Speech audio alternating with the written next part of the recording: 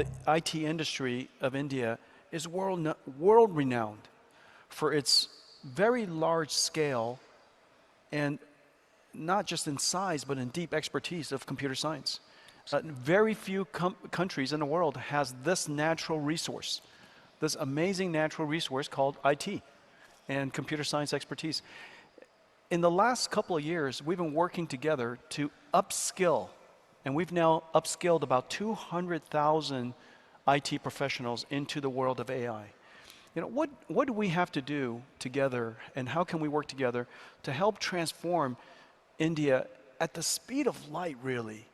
Because everything is moving so fast, to transform India into a center, not of just IT, but a center of AI. So, from my point of view, Jansen, let me tell you my own experience in India. First, right, as our Prime Minister has said, that this is a new aspirational India.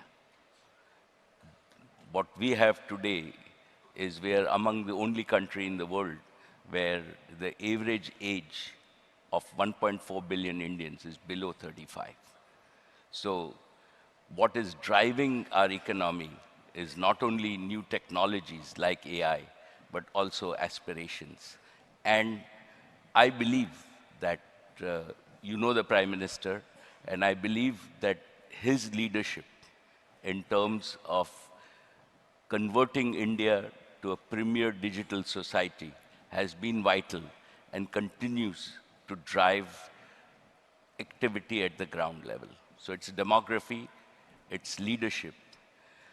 The third factor is that we as Indians have the raw talent. You talked about converting 200,000 people into this, but I believe there are millions, right? If we now see India has become home, right, among all the companies across the world,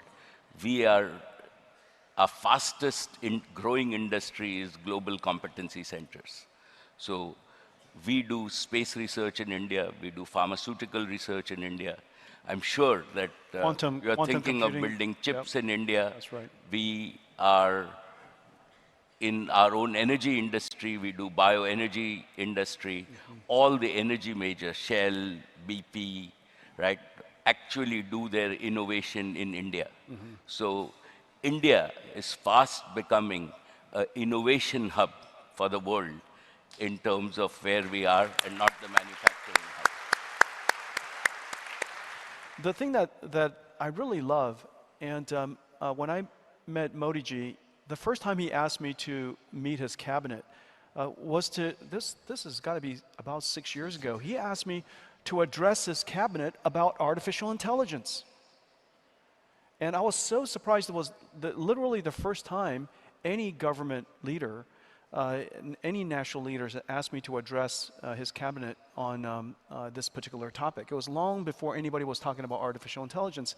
And my last visit with him, he said this, and it was really quite profound. He said, I was explaining to him the concept of AI infrastructure and why it's essential for every nation to have their own AI infrastructure, like their own communication, their internet infrastructure, their roads, like energy, of course, and of course, intelligence should be part of your infrastructure, and the manufacturing of intelligence should be part of your infrastructure.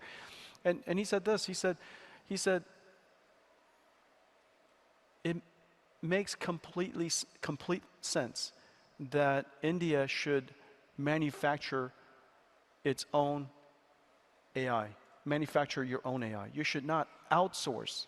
You should not export data to import intelligence. That India should not export data to import intelligence. And he said... Absolutely. And Modi ji said, it's like India should not just export flour to import bread. We should add value to the data ourselves. And the partnership that we have is to start that journey, to build the underlying infrastructure so that India could have your own infrastructure. You surely have your own computer science expertise. and you also have your data. You have a giant population of users to drive that flywheel. And then one more comment. This is the thing that he was most inspired by 6 years ago. He said that artificial intelligence has the ability to elevate the entire population of India. And the reason for that, I was talking earlier to him about the fact that there are so few people in the world who knows how to program a computer. Programming is not easy. Here in India, it's the largest population of any programmers in the world. However, still programming is not easy. Most people don't know how to program Python or C++ or Pascal or Fortran or Java, but everyone knows how to program an intelligence. And so the ability to program computers is available to a small population, but the ability to program AI is something that everyone can do. And if AI could be put into the hands of every citizen, it would elevate and put into the hands of everyone this incredible capability you and I get the benefit from, called computers. And this computer could now benefit everybody in society. And that, he explained that back to me.